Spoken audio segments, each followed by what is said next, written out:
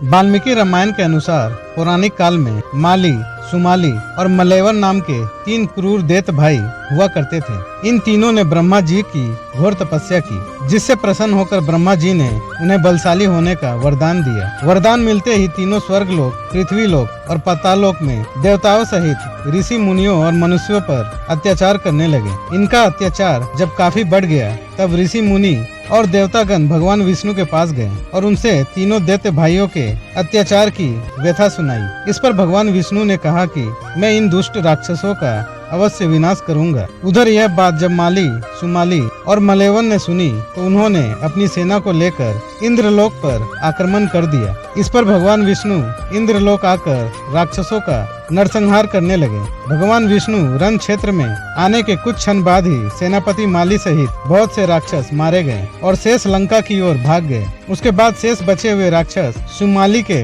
नेतृत्व में लंका को त्याग कर पाताल में जा बसे। बहुत दिनों तक सुमाली और मलेवन अपने परिवार के साथ पाताल में ही छुपा रहा। एक दिन सुमाली ने सोचा कि हम राक्षसों को देवताओं के भय से यहाँ कितने दिनों तक छुप कर रहना पड़ेगा। ऐसे में कौन सा उपाय किया जाए जिससे देवताओं पर विजय प्राप्त की जाए। कुछ क्षण बाद उसके मन में ये विचार आया कि क्यों न वो अपनी पुत्री का विवाह ऋषि विसर्वा से करा दे, जिससे उसे कुबेर जैसा तेजस्वी पुत्र की प्राप्ति आसानी से हो जाए। इस पर सुमाली अपनी पुत्री केकसी के पास पहुंचा और बोला, हे पुत्री, तुम विवाह के योग हो चुकी हो, परंतु मेरे भय की वजह से कोई तुम्हारा हाथ मांगने मेरे पास नहीं आता। इसलिए राक्षस वंश के कल्याण के लिए मैं चाहता हूँ कि तुम महर्षि विसर्वा के पास जाकर उनसे विवाह करो और पुत्र की प्राप्ति करो। राक्षसी होते हुए भी केकसी एक धर्मपरायण स्त्री थी। इसके चलते उसने अपने पिता की इच्छा को पूरा करना अपना धर्म माना और विवाह के लिए स्वीकृति दे दी।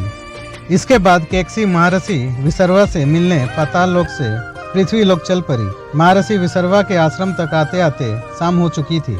आश्रम पहुंचकर केकसी ने सबसे पहले महर्षि का चरण वंदन किया और फिर मन की इच्छा बतलाई।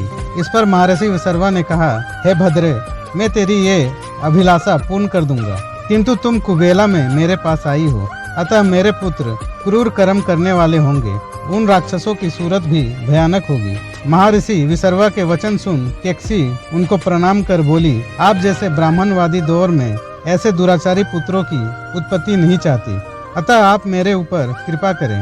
तब महर्षि ने केकसी से कहा कि तुम्हारा तीसरा पुत्र मेरी ही तरह धर्मात्मा होगा। महर्षि से विवाह के पश्चात केकसी ने राक्षस रूपी पुत्र को जन्म दिया, जिसके 10 सिर थे। उसके शरीर का रंग काला और आकार पहाड़ के समान था। इसलिए महर्षि विसर्वा ने केकसी के सबसे बड़े पुत्र का नाम दशग्रीव रखा, जो बाद में रावण के नाम से तीनों लोकों में जाना गया। उसके बाद केकसी के गर्भ से कुंभकर्ण का जन्म हुआ और उसके समान लंबा चौड़ा दूसरा कोई प्राणी नहीं था। तदंतर बुरी सूरत की शूर्पणखा उत्पन्न हुई और सबके पीछे केकसी के सबसे छोटे पुत्र धर्मात्मा विभीषण ने जन्म लिया।